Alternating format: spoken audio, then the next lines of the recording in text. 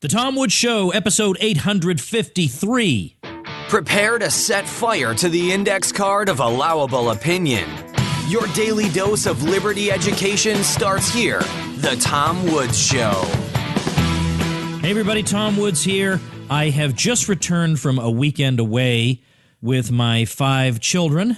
Just me. Their mom is out of town for the weekend, so I thought, what the heck, we'll go on a little vacation together. And I have a feeling there could be parents out there who have 5 or fewer children who think taking them all by myself somewhere is just the last thing in the world I'd ever want to do. And all I can say to my 5 girls is thank you for the fact that I've never felt that way. That this was not like some prison I was in. We made wonderful memories and had a wonderful time out of town over the weekend. If you are on Facebook with me, you may have seen me check in, and you may know the details of where I was. It doesn't matter. Point is, we had a lot of fun. And now I'm back, and you could say, what the heck, it's a long weekend. I'll take the day off from the show. But you know what? It's President's Day, for heaven's sake. How does the Tom Woods Show not release an episode on President's Day? Right? That can't happen. Ain't no way that's going to happen. So here I am producing what I think might be a moderately length episode, like shortish episode. We'll see. Let me first remind everybody that I offer a free course on the presidents. How about that? It's Brian McClanahan's course. You know Brian, he's been a guest on the show, host of his own podcast, I might add. And Brian has a course for libertyclassroom.com on the presidents. Well, we give this course away as a freebie. And it's a full-fledged course. You can listen to it while you're driving. We've got a full bibliography there of reliable books on the presidents. We've got videos, if you prefer videos. We got MP3s, if you'd like that. It's 22 lessons, and it costs you nothing. How do you get this miracle of 2017? Answer over at freehistorycourse.com. So this being President's Day, I wanted to remind you, I've got this free course on the presidents, and it's at freehistorycourse.com. What I thought I would do today is say a few things about what I'm seeing in the results of a presidential historian survey conducted by C-SPAN, and somebody emailed this to me and said, you might find the results of this survey interesting. It's C-SPAN Presidential Historian Survey 2017. I will link to it at tomwoods.com/853 in case anybody's interested in looking at it. And what they've done is they've compiled the results of surveys of a bunch of presidential historians into this list. And you can see where a president was, let's say, in the year 2000, in the year 2009, and then the ranking for the year 2017. And you can see if there's been any change. Now, for most of these presidents, there hasn't been much of a change. Woodrow Wilson has gone down 5 slots in the past 17 years, which is one of the more significant changes, from number 6 down to number 11 in 2017. I suspect the reason for that is that in recent months and over the past year, at Princeton, there's been more attention paid to Wilson's racial views and his views on segregation. I think those have been coming to the fore, and I think that may be helping to influence historians in this direction. Otherwise, I don't really know how to account for this. On the other hand, Grover Cleveland has tumbled 6 places in the past 17 years, and I don't think anybody's been talking about Grover Cleveland at all, except, you and me maybe. So I don't know what the heck's happening there. But I thought I'd look at some of the top people in this list and just see what we might say about them. Now, I bet you can all tell me who the top person on the list is, right? We all know who this is. Let's say it together. It's Abraham Lincoln. You all know that, right? We all know that. And there's a lot you can say about Lincoln. The thing that I'm the most pleased with that I've written about Lincoln is in my book, 33 Questions About American History You're Not Supposed to Ask. You can get that on Amazon. You can get it at tomwoods.com/books, which also links you to Amazon. But if you want a signed copy from me of any of my books, you can get it at tomwoods.com/books. Anyway, I like the essay I wrote in there. I won't rehash that here, but I'll just say I don't think either the North or the South fully got the significance, ultimately, of Lincoln. It goes way beyond, not that it has nothing to do with slavery, which I think is a silly thing to say, but it goes way beyond that. He's much more significant than that. What's going on there, and even the Southern cause itself. I think the Southerners did not fully appreciate the significance of what they were doing. And this may seem like a bizarre thing to say, but check out that essay in 33 Questions. If you don't have 33 Questions, by the way, that's a good one to start with if you don't have any of my books. And I'm never going to earn another dollar of royalties on that book, so I'm not just shilling for money. Not that there's anything wrong with that, by the way. It's perfectly fine to ask for money, but I'm just letting you know, given the advance I got, I ain't never seen another dollar on that book. I just think it's a helpful book. If I'd had that book when I was 18 years old, the years of study I would have been able to avoid. I don't even want to think about it. So much I would have known already, and I wouldn't have had to dig out for myself. So I have cut down on your learning curve a lot with that book in particular. 33 Questions would be the one I would recommend. And then the second one, if you like that one, then, well, if you don't like that one, go jump in a lake. But if you like that one, then check out my book, Real Descent. That was so much fun to put together. Oh, man, because I get to go after all different people. Not so much leftists in that one. You'd think that would be people I'd go after because I've been doing that so much lately, but it's mostly neocons. If you miss that, Tom Woods, against the neocons, you'll love Real Descent. And then I have a little section where I go after some of the irritating libertarians. I mean, there's just something for everybody in Real Descent. So that's over at realdescent.com, and you can even get the audiobook version. That's the only book I've done where I'm narrating the audiobook. So if you'd like to hear me reading one of the books, that's the one. So anyway, realdescent.com also has a link to how you can get that audiobook for free. All right, let me get back to the thing for the thing here, which is Abraham Lincoln. What I want to do is I'm going to run through something I did way, way back in one of the very first episodes of this show. I was talking about Lincoln, and I ran you through a quiz that was put together by Clyde Wilson, one of the great living Southern historians. Clyde Wilson is also the editor of the Papers of John C. Calhoun. He's been a professor at the University of South Carolina. Even his enemies admit he is one of the great historians, and it's hard to get your enemies to admit anything about you, especially in this day and age. We saw you in front of a flag. That's all we need to know about you. It's unbelievable what's happened to people. I just today I retweeted a picture of Jimmy Carter standing in front of the Confederate battle flag. Now, this is Jimmy Carter. So we have libertarians now who are to the left of Jimmy Carter. Jimmy Carter said this flag is okay. Like, enough's enough here. Quit with the virtue signaling. The flag is okay. A lot of people died for that cause. Oh, the cause was only about slavery. Oh, yeah? Oh, yeah? An army is marching into your town. They're going to set fire to everything. Everybody's going to be homeless, including children. And it got to a point, I've mentioned this before, where Jefferson Davis was reduced to telling people that in an emergency they could actually eat rats, that rats were in fact edible. That's how bad it got. What were people supposed to do? Forget about slavery for a minute. What were you going to do in that situation? Say, well, Mr. Righteous Northern Soldier, sir, I realize we have displeased you because of our policies that we have no influence over whatsoever.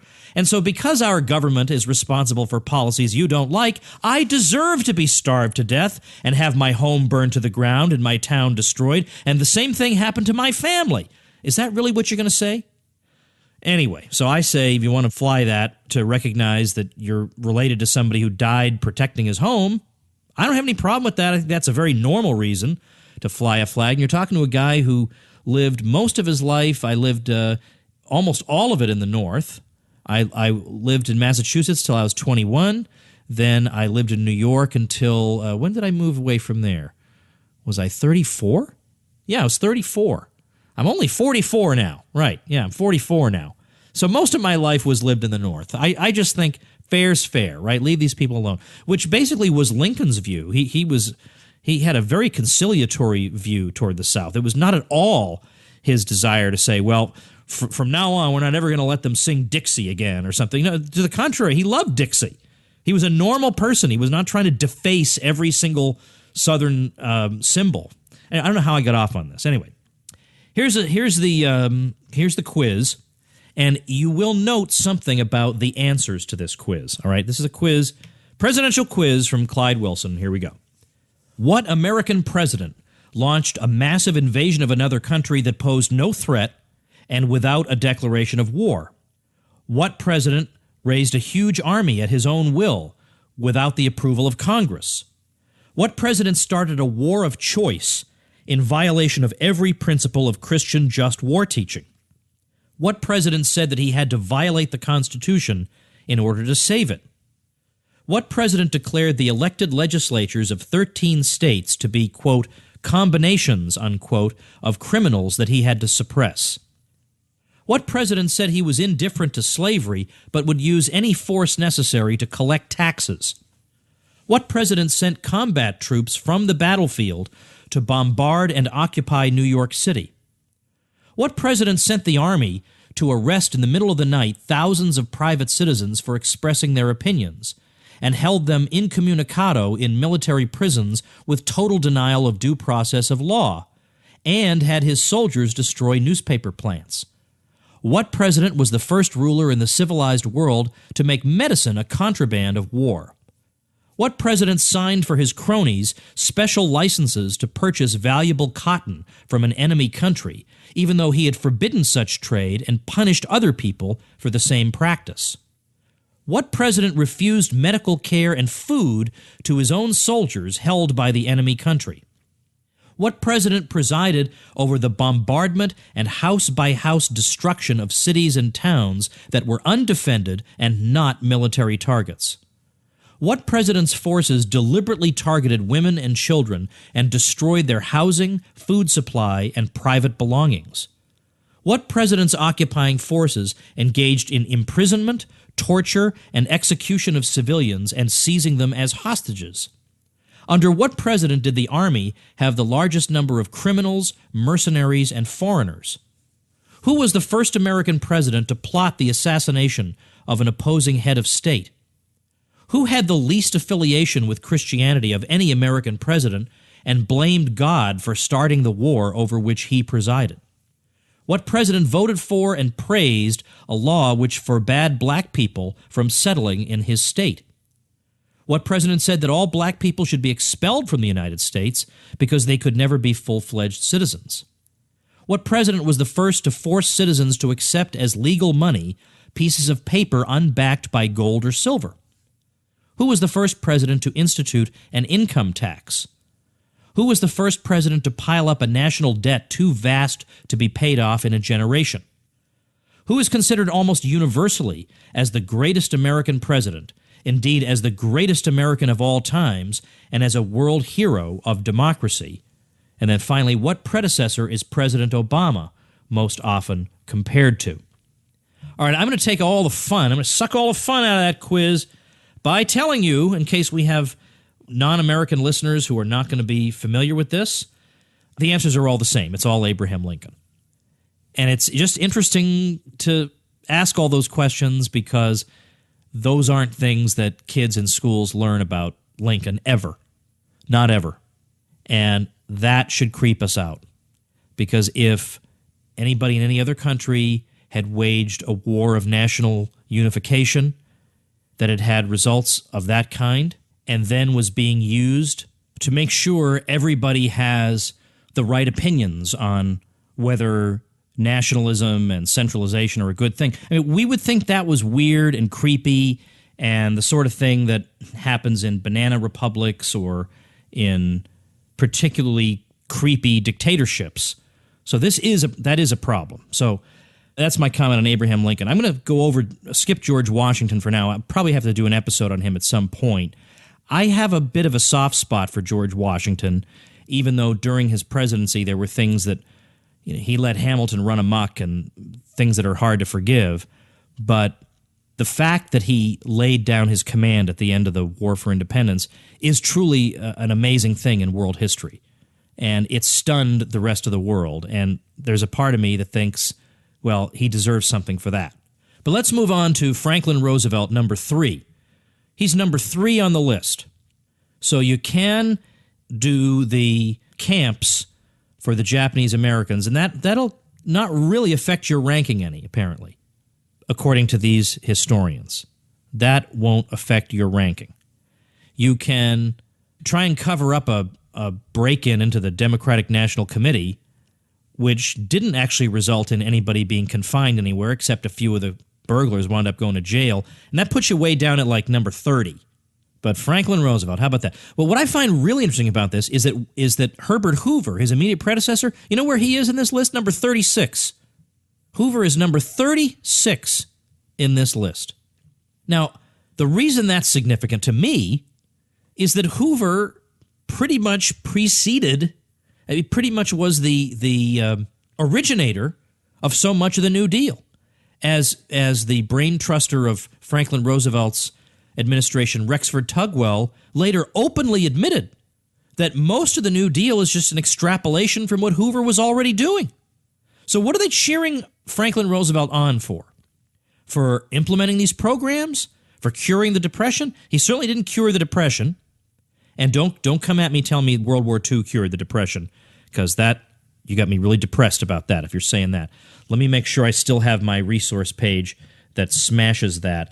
You can't go that way. You can't argue that, because not only is it wrong, but if you do argue that, then you lose every economic argument from now until the end of time, because your friends will say, well, even you say that if there's enough spending, an economy will revive. So you've got to realize something wrong with that argument, and I've talked about it already, probably on the show, but also at libertyclassroom.com/war. I have a free resource page on this exact topic, so you can visit it there. I'll try and remember to, let me get my notes out here. Heaven's sake, I'm all disorganized being out of town. You hear that? That's the old notebook, my friend. All right, what the heck episode? 853, we're going to do the War and Depression page. We're going to do the presidential quiz. I'll link to that. All right.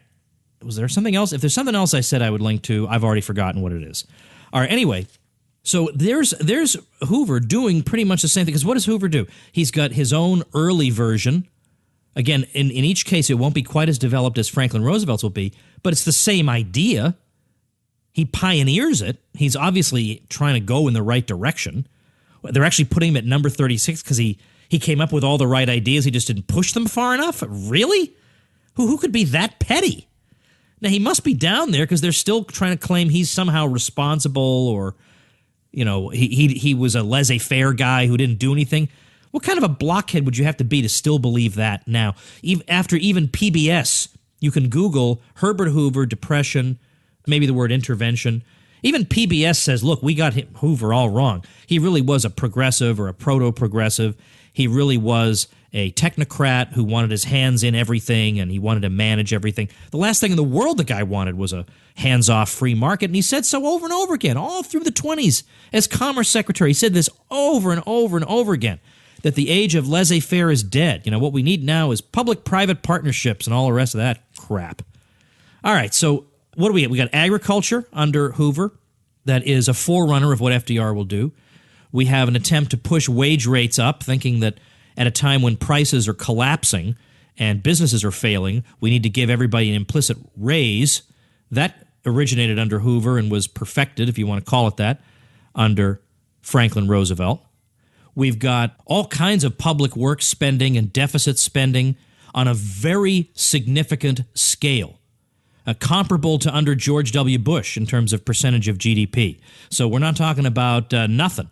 We're talking about more spending on public works in 4 years than it had been spent in the previous 20. And, of course, that's something, again, that Franklin Roosevelt will pick up on. And there's just program after program after program under Herbert Hoover, and yet he's down at number 36. It's unbelievable. And Franklin Roosevelt is up, you know, because it starts to turn right around the time that he takes power. It starts to turn. It always starts to turn. No matter what, whether president do something or don't do something, it always starts to turn. At some point, it's going to turn. The question is, why did it go on so darn long? That's the question. During all of Roosevelt's interventions, where he's basically going to impose a 30s-style, fascistic-style economic management via production codes on every industry, And I talk about this, and again, you can get the Politically Incorrect Guide to American History. We'll give one of my books will give you more details about this. But he winds up with double-digit unemployment all through the 30s. And by 1939, his Treasury Secretary, Henry Morgenthau, said, look, we've been doing this. We've been spending and spending and spending like crazy the whole decade, and it just doesn't work. We still have extremely high unemployment. And yet he's number 3. Now, there are historians, even somebody like Doris Kearns Goodwin, who will openly say, all right, we have to admit the New Deal obviously did not lift us out of the Depression, clearly. I mean, they're honest enough to admit that. But what they, honest to goodness, I promise you I'm not making this up, what they fall back on is, but he gave us hope.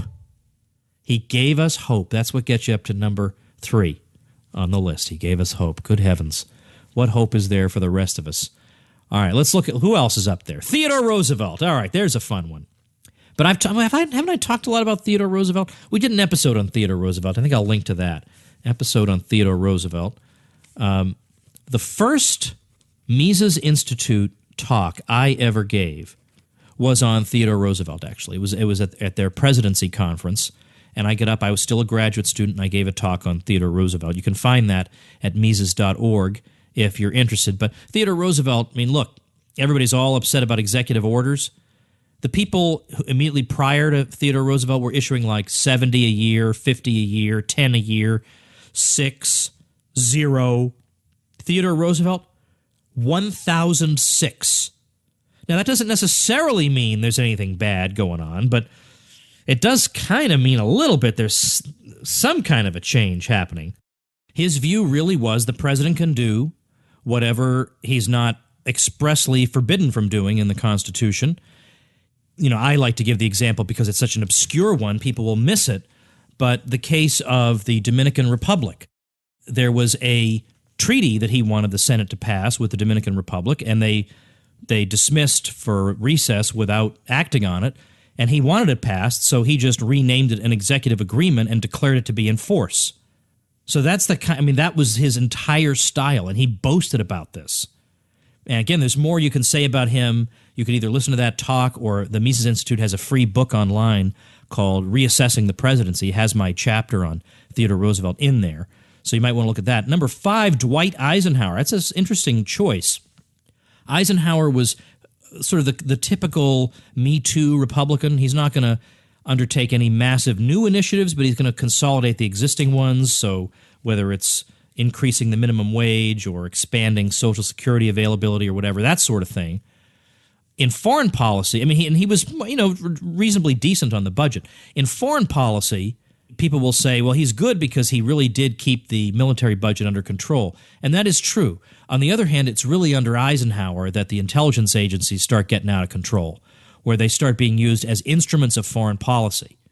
Instead of just being these intelligence gathering agencies, they really become entrenched as actual actors in the making of foreign policy. And you see that, for example, in the undercover work in Iran and in Guatemala. Those are the most well-known examples under Eisenhower. But then also one way he was able to cut down on the military spending was to place greater emphasis in the U.S.'s military strategy on nuclear weapons. And therefore we can get more bang for our buck was the literal expression that was used. We'll just threaten to blow everybody to smithereens and forget having to worry about anything else and more conventional methods when we have these nuclear weapons. So there's that to bear in mind. Harry Truman, oh my goodness gracious. I got to link you to the Ralph Reiko essay on Truman, because even if you don't wind up getting that book by the Mises Institute, I at least want you to see the Reiko essay on Truman. One of my favorite essays on any subject ever is the Reiko essay on Harry Truman. I have a chapter in the book I did with Kevin Gutzman called Who Killed the Constitution. We have a chapter on the seizure of the steel mills by Harry Truman. He came up with all kinds of pained justifications for why, during the Korean War, he could seize the steel mills and send in the army and then just run the steel mills because they couldn't settle a dispute in the steel industry. And so, look, I need steel, so we're just going to go in there and grab it. And the Supreme Court at that time actually, believe it or not, told him you're not allowed to do that. How about that? You can't just go in and take over private property. And the arguments made against Truman weren't the strongest in the world, but at least they were no's. At least they were against, which is something. But Truman was very much in the Theodore Roosevelt leadership style, let's say. I like the Reiko story about immediately after World War II, they kept a lot of the price controls in force, for example, on meat. And so what do you think happened? There were shortages of meat. And Truman doesn't immediately draw the conclusion, well, why don't we just get rid of the price controls? Obviously. Hello, right? No, the reason was that those farmers are hoarding that meat. And we got to go and seize that from them. And so he contemplated sending out the Army and the National Guard to seize livestock from American farms. And then he decided that this was not a practical thing. They were too spread out. It'd be hard to do it. And then they got rid of the price controls on meat, and amazingly, meat came back into abundance once again. Truman could have been worse if he had gotten more of his legislation through. He was not able to get national health care through. He wasn't able to do a lot of things he wanted to do. He wasn't able to build on the New Deal the way he wanted to. So we're lucky for that. And then, of course, there's the atomic bombings, and I really do want to do a whole episode on that. I just haven't been able to find just the right person for that topic. So I do want to revisit that, but you'll see some good material on that in the Ralph Reiko essay. Now, Thomas Jefferson is here at number 7, which is very interesting to me. Thomas Jefferson gets there at number 7. Now, this is a guy who urged the nullification of the Alien and Sedition Acts of 1798. Now, I realize they're ranking him based only on his presidency, which I get. He was elected in 1800.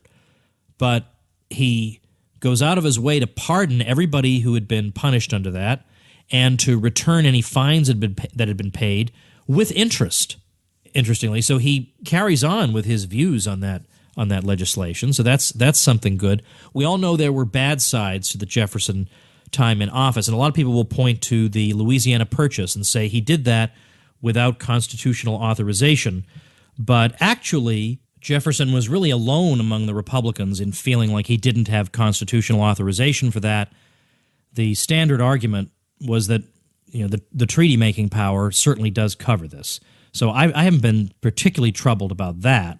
As much as, obviously, the enforcement of the embargo that began at the end of 1807, then carried through to the end of Jefferson's tenure, because there you had ships whose cargoes were being seized basically on suspicion of intent to run the embargo and to engage in trade in defiance of the embargo. And, there are supposed to be certain standards you have to abide by before you can confiscate somebody's stuff, and mere suspicion seems to be rather on the low side of that scale. What's sometimes overlooked about Jefferson, I really should have asked Kevin Gutzman about this, is the argument that his choices on the judiciary were not really as strong as they might have been, because here's his real opportunity to shape American history. Is his appointments to the Supreme Court, and especially with a guy with as powerful a personality, as dominant a personality as John Marshall on the court, you really need to balance him out. And Jefferson's 3 Supreme Court appointments did not turn out to be all that impressive. They did not, as Scott Trask and Kerry Roberts point out, none of them consistently upheld the compact theory of the Constitution, which is what Jefferson was all about, which I've talked about on the show a lot. The 3 Supreme Court appointments were William Johnson, Henry Brockholst Livingston, and Thomas Todd. And each one was more disappointing than the previous one. Thomas Todd wound up more or less being a rubber stamp for Marshall. And that was that. But meanwhile, there were people Jefferson could have appointed. He supposedly had wanted to appoint Spencer Rowan, who had been on the Virginia Court of Appeals for a long time, who was very much in line with Jefferson's thinking, was a great legal mind. He had wanted to appoint him as Chief Justice if Marshall hadn't been appointed toward the end of the John Adams term. So how come that never happened? Or why was Rowan never put forward as a name? Then there was St. George Tucker. one of the great Virginia constitutional theorists of the 1790s, who wrote a great volume.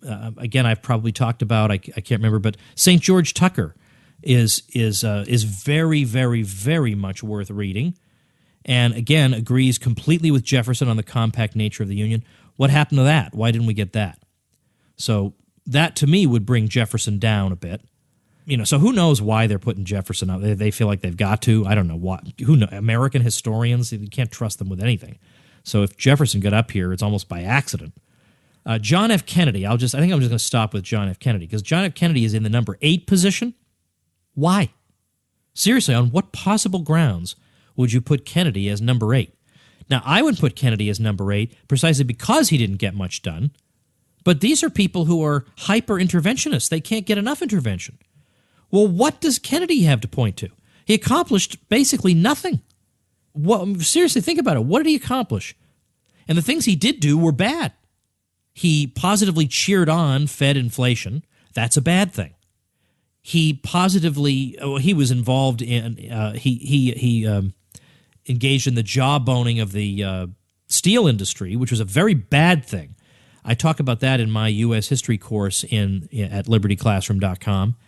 That was not something to cheer. That was a bad thing. And his foreign policy wasn't particularly impressive either. And he wound up pushing the U.S. farther into Vietnam. And then there's some theory that he was going to get us out, but I don't think that's a definite by any means. There's some possibility of it, but I don't think that's a definite. But other than that, what do we remember him for? I hope it's not for giving us hope.